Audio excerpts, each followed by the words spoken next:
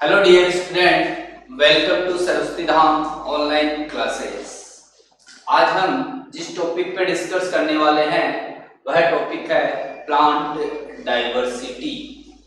Plant diversity और इसका first topic जो है अपना वह है टेक्सोनोमी। टेक्सोनोमी क्या होती है, इसके बारे में टर्म्स किसने दी, फादर ऑफ टेक्सोनोमी किसे कहा जाता है, फादर ऑफ मॉडर्न टेक्सोनोमी किसे कहा जाता है। तो देखो, सबसे पहले टेक्सोनोमी के बारे में बात करें तो टेक्सोनोमी जो होती है उसमें क्या होता है कि प्लांट्स जो हैं या एनिमल्स जो हैं उनके बारे में बात करें तो फर्स्ट जो होता है इसमें वह होता है क्लासिफिकेशन। क्लासिफिकेशन और सेकंड जो होता है इसमें वह होता है नोमेनक्लेचर। यानी टेक्सोनोमी के अंदर जीवों का पहली चीज वर्गीकरण और दूसरा उनका नामकरण जो होता है, साइंटिफिक नोमेनकल्चर जो होता है, वैज्ञानिक नामकरण जो होता है वह किया जाता है। तो एक नॉर्मल डेफिनेशन होती है टेक्सोनोमी की कि जिसके अंदर जीवों का क्लासिफिकेशन और उनका नोमेनकल्चर किया जाता है। किंतु प्रेजेंट टाइम के बारे में बात करें तो टेक्सोनोमी जो है उसमें मेनली 4 पॉइंट्स जो होते हैं उनकी स्टडी की जाती है। फर्स्ट अपन बात करें आइडेंटिफिकेशन।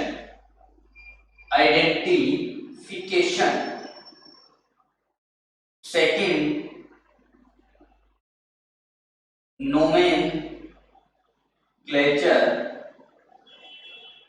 थर्ड क्लासिफिकेशन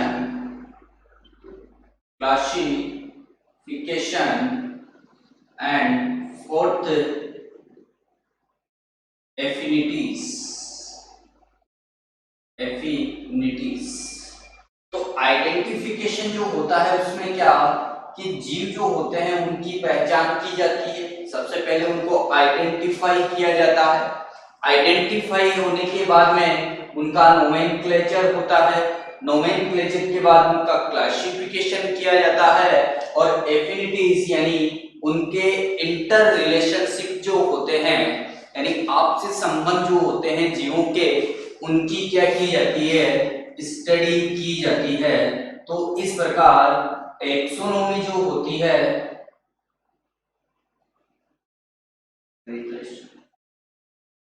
उसमें क्या होता है, identification, nomenclature, classification and affinities जो होती है इन सभी की स्टडी की जाती है, उसे टेक्सोनोमी कहा जाता है।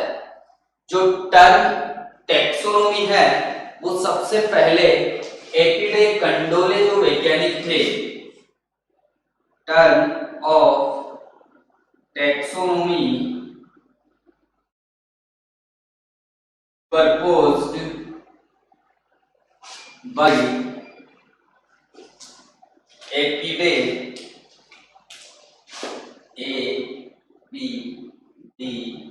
कंडोले। यानी टेक्सोनोमी शब्द जो है वह एपिडे कंडोले जो साइंटिस्ट थे उन्होंने दिया था और इसका कंप्लीट डिस्क्रिप्शन जो है उन्होंने अपनी book theory of elementary botany के अंदर किया था।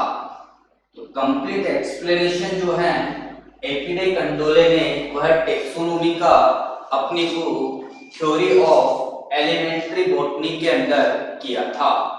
अब टेक्सोनोमी जो है उसके फादर किन्हें कहा जाता है, तो फादर ऑफ टेक्सोनोमी के बारे में बात करें, फादर ऑफ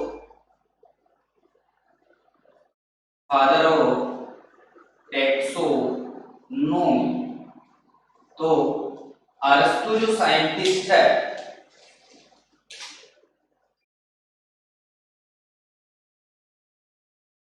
अरस्तु जो साइंटिस्ट है उन्हें क्या कहा जाता है, फादर ऑफ टेक्सोनोमी। अरस्तु जो साइंटिस्ट है उन्होंने सबसे पहले जितने भी ऑर्गेनिज्म हैं उनको कलर के, ब्लड कलर के बेस के आधार पर क्लासिफाइड किया था और इसी कारण इनके क्लासिफिकेशन को कौन सा क्लासिफिकेशन कहा जाता है? आर्टिफिशियल क्लासिफिकेशन कहा जाता है। आर्टिफिशियल क्लासिफिकेशन क्या होता है? यानी जब ऑर्गेनिज्म जो होते हैं उनका क्लासिफिकेशन ओनली वन कैरेक्टर्स के आधार पर किया जाता है, चाहे से वो मॉर्फोलॉजिकल हो मेनली या इंटरनल जो कैरेक्टर्स है उसके बेस पे हो, तो एक कैरेक्टर्स के आधार पर क्लासिफाइड किया जाता है, तो वह क्लासिफिकेशन कौन सा कहलाता है? आर्टिफिशियल क्लासिफिकेशन कहलाता है। इनकी जो बुक थी उस बुक का नाम था Historia plantarum. Historia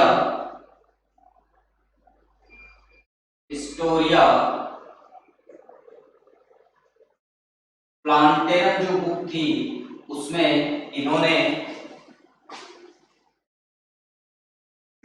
blood colour के बेस पर जो क्लासिफिकेशन जो था वह अपना प्रस्तुत किया था। तो फादर ऑफ टेक्सोनोमी किन्हें कहा जाता है? अरस्तु को कहा जाता है। और इनका क्लासिफिकेशन जो था वो कैसा था? आर्टिफिशियल क्लासिफिकेशन था, यानी इन्होंने केवल एक कैरेक्टर्स के आधार पर जो जीव है उनको क्लासिफाइड किया था। और इनकी बुक जो थी वो कौन सी थी? हिस्टोरिया प्लांटेरम जो बुक थी उन्होंने इसमें इन्होंने जीवों को क्लासिफाइड किया था। अब अरस्तु जो है उन्हीं को क्या कहा जाता है? Father of biology and father of zoology, यानी इन्हें जीव विज्ञान और जंतु विज्ञान के जनक भी कहा जाता है। नेक्स्ट पॉइंट पे बात करें तो father of modern taxonomy, father of modern taxonomy यानी आधुनिक वर्गीकी के जनक किन्हें कहा जाता है? तो कैरोलस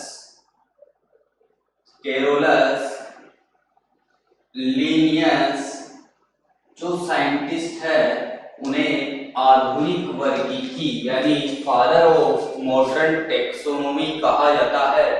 इन्होंने नेचुरल सिमिलरिटीज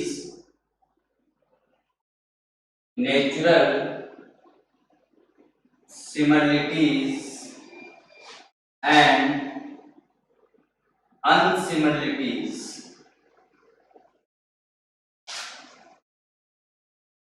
के आधार पर जो भी जीव है उनको क्लासिफाइड किया, और इनका जो क्लासिफिकेशन जो है वह क्लासिफिकेशन कहलाता है नेचुरल क्लासिफिकेशन।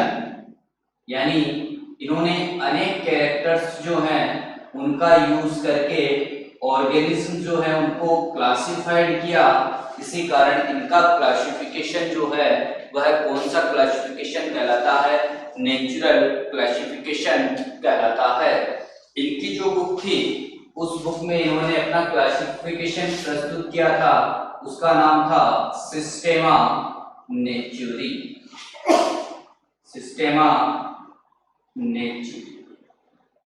तो father of modern taxonomy Carolus Linnaeus and father of taxonomy अरस्तु। नेचुरल सिमिलरिटीज एंड अनसिमिलरिटीज के आधार पर इन्होंने जीवों को क्लासिफाइड किया था। बुक जो थी वो थी सिस्टेमा नेचुरी, और इनका क्लासिफिकेशन जो होता है वो कौन सा है? Natural classification.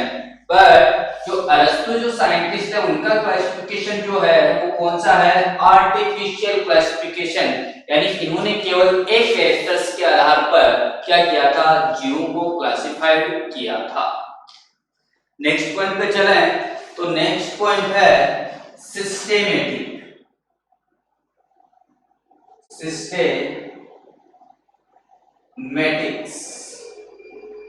सिस्टेमेटिक्स जो है वह क्या होता है? देखो सिस्टमेटिक्स जो है उनमें स्टडी किस किसकी की जाती है, to study first of variations, second evolution and third of morphological characters। यानी जिसके अंदर जीव जो होते हैं उनकी वेरिएशन, इवोल्यूशन और मॉर्फोलॉजिकल कैरेक्टर्स जो होते हैं उनकी स्टडी की जाती है, और इनमें जीव जो होते हैं, ऑर्गेनिज्म जो होते हैं, उनको क्लासिफाइड किया जाता है। इसके आधार पर मॉर्फोलॉजिकल जो कैरेक्टर्स होते हैं उन्हीं के आधार पर क्या किया जाता है, जीवों को क्लासिफाइड किया जाता है। अब मॉर्फोलॉजिकल कैरेक्टर्स क्या होते हैं, एनाटॉमिकल कैरेक्टर्स क्या होते हैं, डेवलपमेंटल कैरेक्टर्स क्या होते हैं और जेनेटिकल कैरेक्टर्स क्या होते हैं। तो देखो मॉर्फोलॉजिकल कैरेक्टर्स जो होते हैं वो क्या होते हैं कि जैसे ये स्टेम है, इस जैसे ये प्लांट है, इस प्लांट में ये स्टेम, लीफ और रूट है। ये इसकी लीफ हो गई, ये स्टेम और इसका अंडरग्राउंड पार्ट जो है वो रूट हो गया। तो ये सभी क्या होते हैं इसके। इसके अलावा बात करें अपन फ्लावर के बारे में, तो ये सभी क्या होते हैं इसके मॉर्फोलॉजिकल कैरेक्टर्स होते हैं। एक्सटर्नल कैरेक्टर्स भी इन्हें कहा जाता है, जो बाहर से दिखाई देते हैं। तो सिस्टेमेटिक जो है उसमें जीव जो होते हैं, ऑर्गेनिज्म जो होते हैं, उनका क्लासिफिकेशन जो होता है वह किस बेस पे किया जाता है, तो ओनली फॉर मॉर्फोलॉजिकल या एक्सटर्नल कैरेक्टर्स, यानी लीफ, रूट, स्टेम और फ्लावर जो होता है उसी के आधार पर जो ऑर्गेनिज्म जो है उनको क्लासिफाइड किया जाता है। अब सिस्टेमेटिक जो शब्द है, टर्म ऑफ सिस्टेमेटिक जो है proposed by Linnaeus,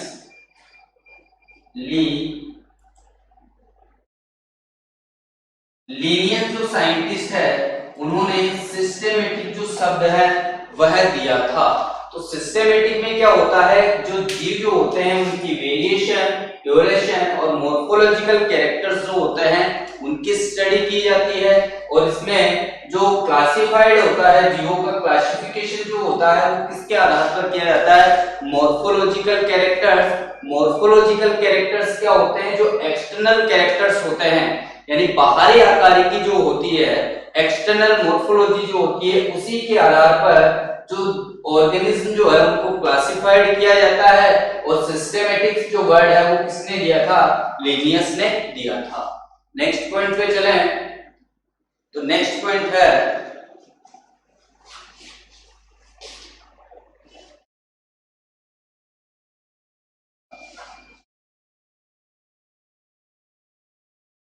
new systematic, biosystem systematic या न्यू सिस्टेमेटिक।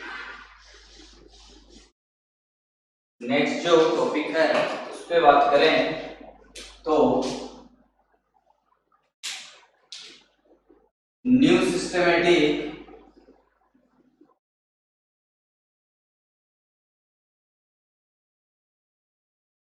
बायोसिस्टेमेटिक या न्यू सिस्टेमेटिक।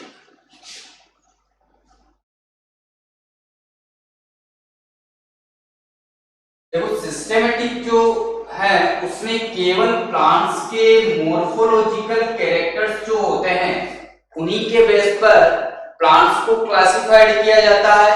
अब न्यू सिस्टेमेटिक या बायोसिस्टेमेटिक या न्यू सिस्टेमेटिक के बारे में बात करें तो इसमें मॉर्फोलॉजिकल कैरेक्टर्स जो होते हैं वो तो होते हैं, इसके अलावा फर्स्ट ऑफ मॉर्फोलॉजिकल, इसके अलावा बात करें एनाटॉमिकल, एनाटॉमिकल, डेवलपमेंटल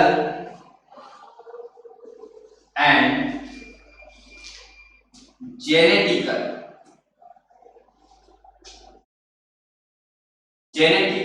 कैरेक्टर्स जो होते हैं उसके आधार पर यदि ऑर्गेनिज्म को क्लासिफाइड किया जाता है तो उसे न्यू सिस्टेमेटिक, बायोसिस्टेमेटिक या न्यू सिस्टेमेटिक कहा जाता है। क्योंकि देखो मॉर्फोलॉजिकल कैरेक्टर्स जो होते हैं उनकी तुलना में यदि अपन कंपैरिजन बात करें, मॉर्फोलॉजिकल कैरेक्टर्स जो होते हैं प्लांट्स के उनकी तुलना में डेवलपमेंटल और जेनेटिकल कैरेक्टर्स जो होते हैं उनका ज्यादा इंपॉर्टेंस होता है और इन्हीं के आधार पर मेनली जो क्लासिफाइड किया जाता है प्लांट्स को वो मॉर्फोलॉजिकल के बजाय डेवलपमेंटल और जेनेटिकल कैरेक्टर्स जो होते हैं उनके आधार पर क्लासिफाइड किया जाता है। तो सिस्टेमेटिक में केवल क्या किया जाता है, मॉर्फोलॉजिकल कैरेक्टर्स के बेस पे प्लांट्स को क्लासिफाइड किया जाता है और न्यू सिस्टेमेटिक या बायोसिस्टेमेटिक में मॉर्फोलॉजिकल कैरेक्टर्स तो होते हैं, इसके साथ साथ anatomical, developmental and genetical characters जो होते हैं उनका भी यूज किया जाता है। अब बात करें इसके इंपॉर्टेंस के बारे में। भाई सिस्टेमेटिक जो होती है या न्यू सिस्टेमेटिक जो होती है इसका इंपॉर्टेंस क्या होता है, इसका महत्व क्या होता है? तो जितने भी अननोन ऑर्गेनिज्म है, अननोन ऑर्गेनिज्म जो है उनको आइडेंटिफाई करना। सबसे पहला इंपॉर्टेंस होता है कि अननोन ऑर्गेनिज्म जो है उनका आइडेंटिफाई करने में सबसे पहले इसका यूज करेंगे अपन न्यू सिस्टेमेटिक।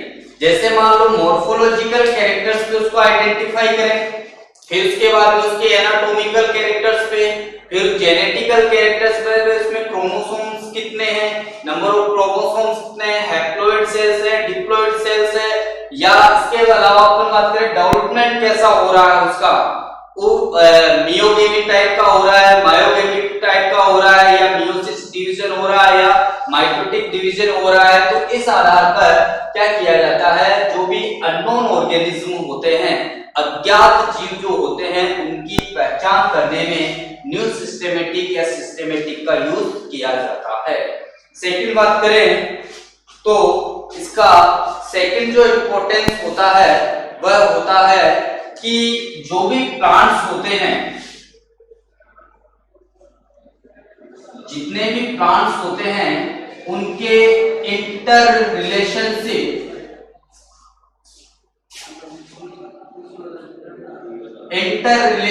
जो है उनका पता लगाने के लिए या उसका अध्ययन करने के लिए न्यू सिस्टेमेटिक या बायोसिस्टेमेटिक जो होता है उसका यूज किया जाता है। तो इस प्रकार फर्स्ट ऑफ टैक्सोनॉमी क्या होती है, जिसके अंतर्गत आइडेंटिफिकेशन, नोमेनक्लेचर, क्लासिफिकेशन, एफिनिटीज जो होती है उनकी स्टडी होती है। जो टर्म है टैक्सोनॉमी वो किसने दी, एपीडे कंडोले। कौन सी बुक में, थ्योरी ऑफ एलिमेंट्री बॉटनी के अंदर। फादर ऑफ टैक्सोनॉमी अरस्तु and father of modern taxonomy Carolus Linnaeus.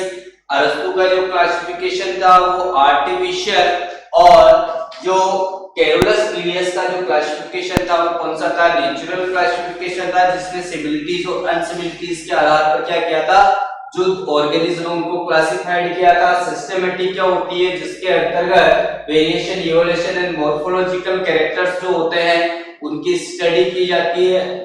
जो सिस्टेमेटिक टर्म है वो किसने दी, लिनियस ने दी। न्यू सिस्टेमेटिक या बायोसिस्टेमेटिक या न्यू सिस्टेमेटिक क्या होती है, जिसमें मॉर्फोलॉजिकल कैरेक्टर्स के साथ साथ anatomical, developmental and genetical characters जो होते हैं उनकी भी स्टडी की जाती है। इसका इंपॉर्टेंस क्या होता है, जो अननोन ऑर्गेनिज्म होते हैं उनका आइडेंटिफाई करने में, और प्लांट्स जो होते हैं उनके इंटर रिलेशनशिप्स की स्टडी करने में क्या किया जाता है, इसका इंपॉर्टेंस या इसका यूज किया जाता है।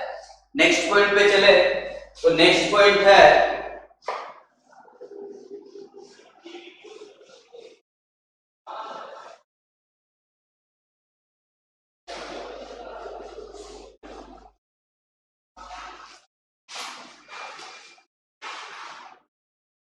नेक्स्ट पॉइंट है अपना बाइनोमियल सिस्टम।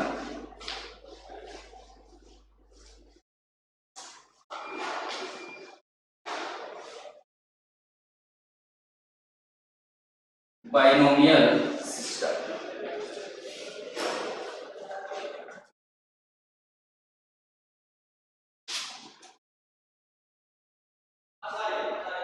बाइनोमियल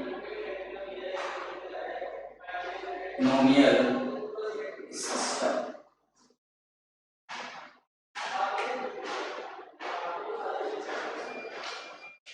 यानी जितने भी ऑर्गेनिज्म हैं उनके नोमेनक्लेचर के लिए कैरोलस लिनियस जो साइंटिस्ट थे उन्होंने एक सिस्टम दिया कि जो भी जीव है उसका नामकरण किस प्रकार से हो सके, तो उस सिस्टम को अपन क्या कहते हैं, बाइनोमियल सिस्टम कहते हैं। तो proposed by Carolus Linnaeus, proposed by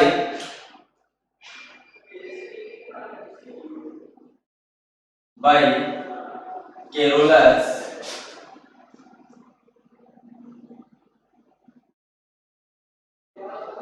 Linnaeus.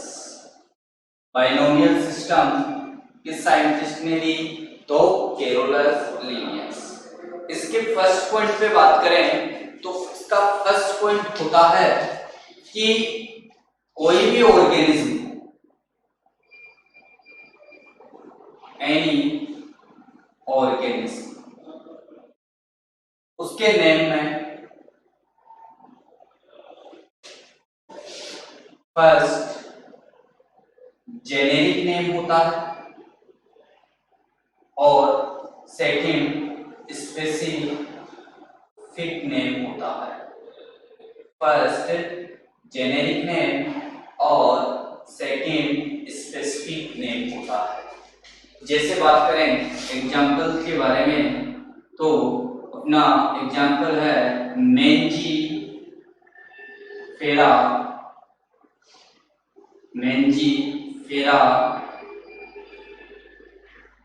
Mangifera indica, यानी मैंगो। मैंगो जो होता है उसका बॉटनिकल नेम होता है मेंजीफेरा इंडिका या साइंटिफिक नेम होता है मेंजीफेरा इंडिका।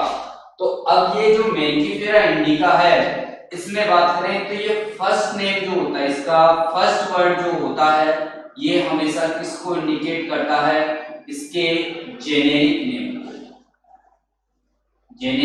नेम को। और सेकंड जो है इसका ये वाला वर्ड जो है ये किसको इंडिकेट करेगा, हमेशा स्पेसिफिक नेम को इंडिकेट करता है। तो फर्स्ट पॉइंट है इसका कि कोई भी ऑर्गेनिज्म हो उसके नाम में दो शब्द, दो वर्ड होते हैं, फर्स्ट जेनेरिक और सेकंड स्पेसिफिक नेम। इसी प्रकार दूसरे एग्जांपल के बारे में बात करें तो किसी भी प्लांट के एनिमल का नाम ले लें, जैसे होमो सेपियंस,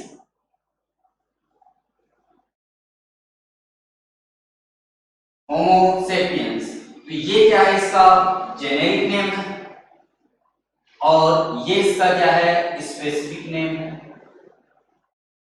इसी प्रकार एजेडिरिक्टा इंडिका,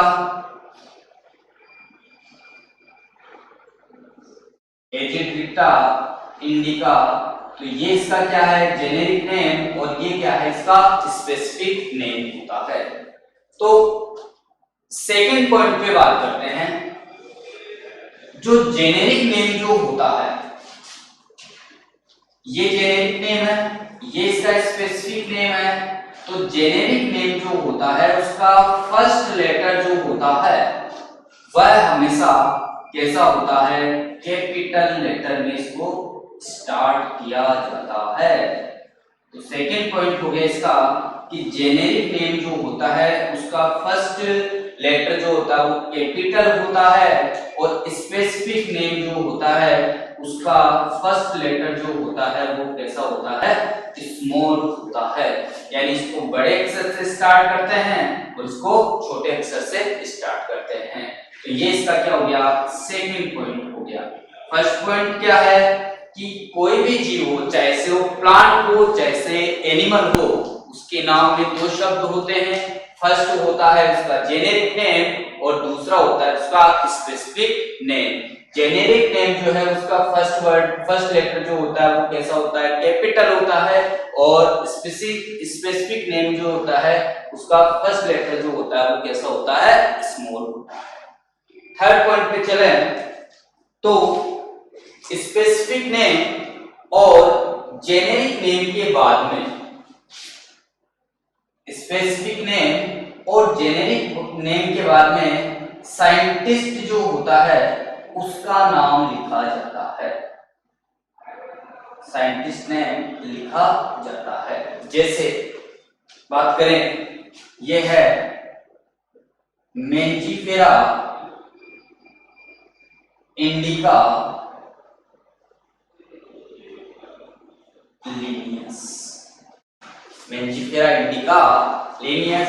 तो इसके बारे में हमने बात की, ये तो क्या हो गया इसका जेनेरिक नेम, ये क्या हो गया स्पेसिफिक नेम, और तीसरा ये वाला क्या हो गया, इस साइंटिस्ट का नाम हो गया जिसने सबसे पहले इसका एक्सप्लेनेशन या डिस्क्रिप्शन क्या किया था, प्रपोज किया था।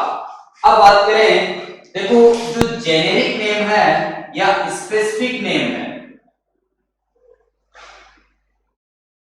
जेनेरिक नेम या स्पेसिफिक नेम जो है ना, ये या तो कैसे होते हैं, इटैलिक होते हैं, इटैलिक्स होते हैं, है ना, यानी या तो इस प्रकार इनको लिखा जाता है, तिरछा लिखा जाता है इटैलिक्स वर्ड में, या इनके नीचे क्या किया जाता है, इस प्रकार लाइनर होते हैं, यानी रेखांकित किया जाता है।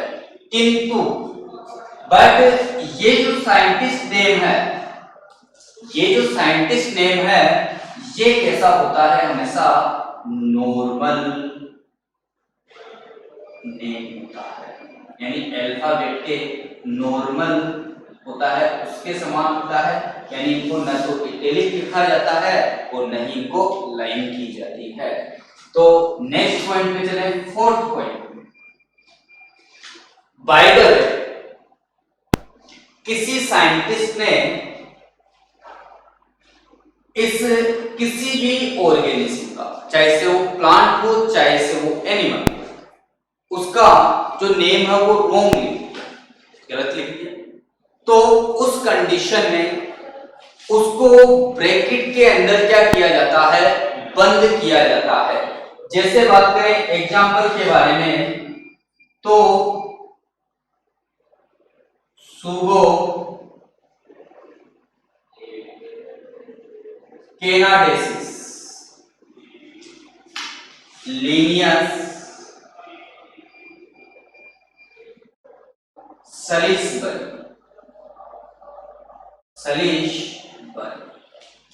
क्लियर है, सलिसबरी। अब देखो ये इसका जेनेरिक नेम हो गया, ये इसका स्पेसिफिक नेम हो गया। अब लीनियस ने इसको रॉन्ग नेम दे दिया, तो इसको ब्रैकेट में बंद कर दिया हमने, और सलिसबरी जो है इन्होंने इसका राइट नेम दिया। तो लीनियस जो साइंटिस्ट थे उन्होंने इसे क्या सुगो केनाडेसिस नेम दिया, किंतु इसका एक्चुअल नेम जो होता है वह क्या होता है, पाइनस केनाडेसिस होता है। तो ये नेम किसने दिया था, तो इसको अपन ऐसे भी लिख सकते हैं, पाइनस केनाडेसिस सलिसबरी। तो ये तो क्या हो गया, राइट हो गया, और ये क्या है, रॉन्ग है। यदि यहां पर अपन लीनियस लिखेंगे, केवल लीनियस लिखेंगे, तो ये क्या है, रॉन्ग है, क्योंकि ये वाला क्या है, राइट है। तो इस प्रकार से क्या किया जाता है,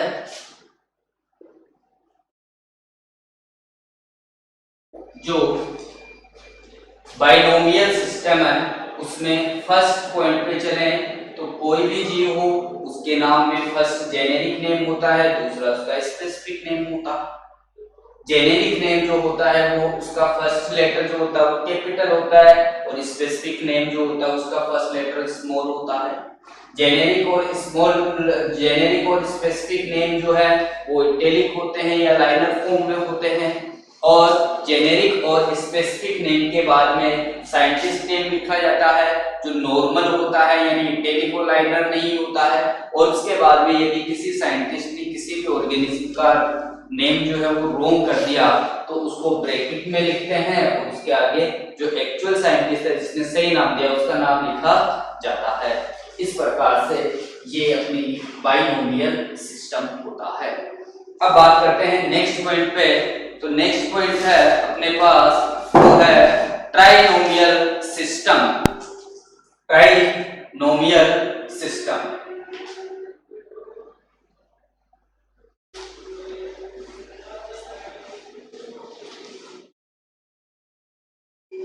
ट्राइनोमियल सिस्टम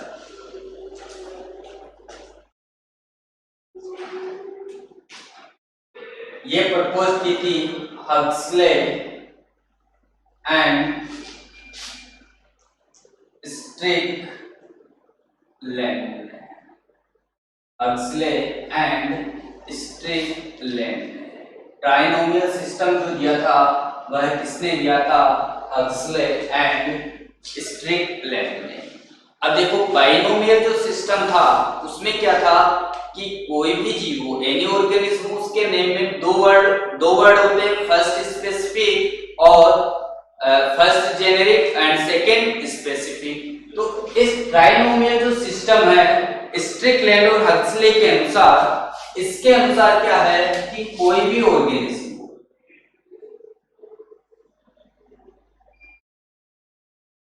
उसमें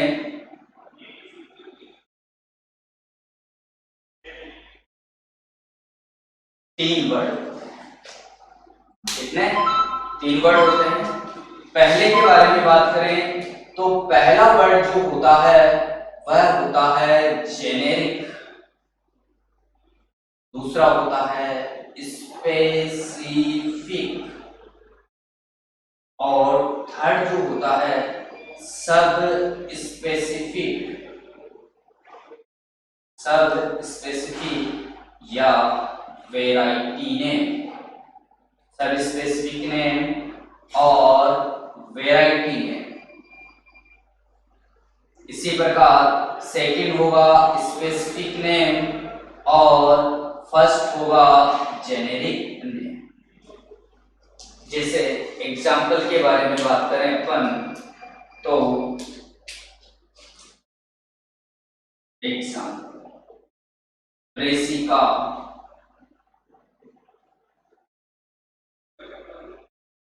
कैम्पेस्ट्रिस वेराइटी,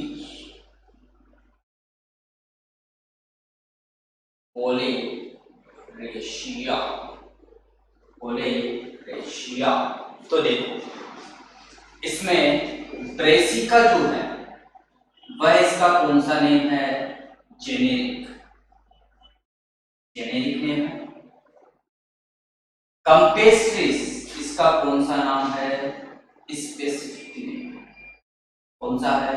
स्पेसिफिक नेम है। और ओलेरेशिया इसके बारे में बात करें तो ये कौन सा हो गया? सब स्पेसिफिक नेम हो गया या नेम ऑफ वेराइटी हो गया। तो इस प्रकार ट्राइनोमियल सिस्टम जो होता है उसमें फर्स्ट वर्ड जो होता है वो किसको इंडिकेट करता है? जेनेरिक को, सेकंड स्पेसिफिक को और थर्ड जो होता है वो सब स्पेसिफिक या वेराइटी को क्या करता है? इंडिकेट करता है। तो इस प्रकार से बाइनोमियल और ट्राइनोमियल, बाइनोमियल में दो होंगे जेनेरिक और स्पेसिफिक और ट्राइनोमियल में क्या होंगे? तीन होंगे। फर्स्ट उसका होगा जेनेरिक, सेकंड स्पेसिफिक और थर्ड जो होगा वो सब स्पेसिफिक या name of variety. Next topic पे चलें तो नेक्स्ट टॉपिक है अपना कौन सा? इससे पहले हम बात करते हैं कुछ इंपॉर्टेंट पॉइंट्स के बारे में। देखो जो 1 मई 1753 में स्पीसीज प्लांटेरम, 1 मई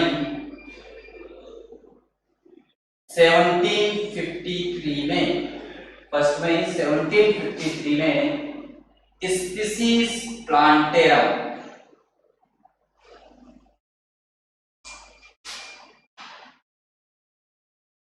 जो बुक है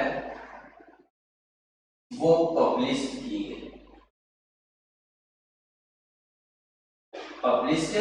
गई और स्पीसीज प्लांटेरम जो बुक है उसमें किसका क्लासिफिकेशन है, वह है प्लांट्स का।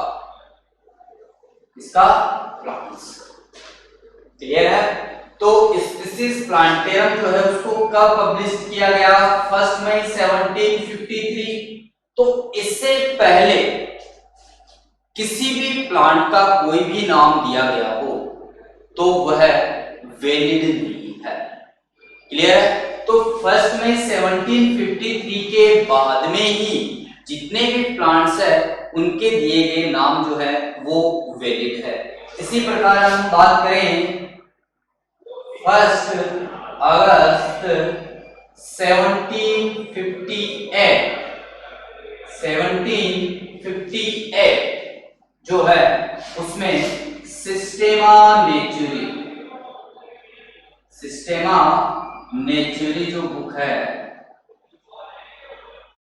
सिस्टेमा नेचुरी जो बुक है उसको पब्लिश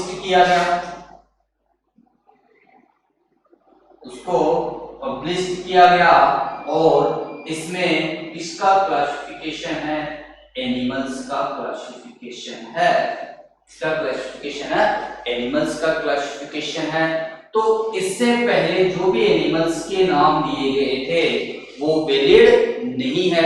इसके बाद में जो भी नाम दिए गए वो सभी क्या है, वैलिड है। तो स्पीसीज प्लांटेरम जो बुक है वो फर्स्ट टाइम कब पब्लिश हुई और सिस्टेमा नेचुरी जो बुक है वो फर्स्ट टाइम कब पब्लिश हुई। तो ये हुई 1 मई 1753 में और ये वाली 1 अगस्त 1758 के अंदर क्या की गई, पब्लिश की गई। Thanks all of students.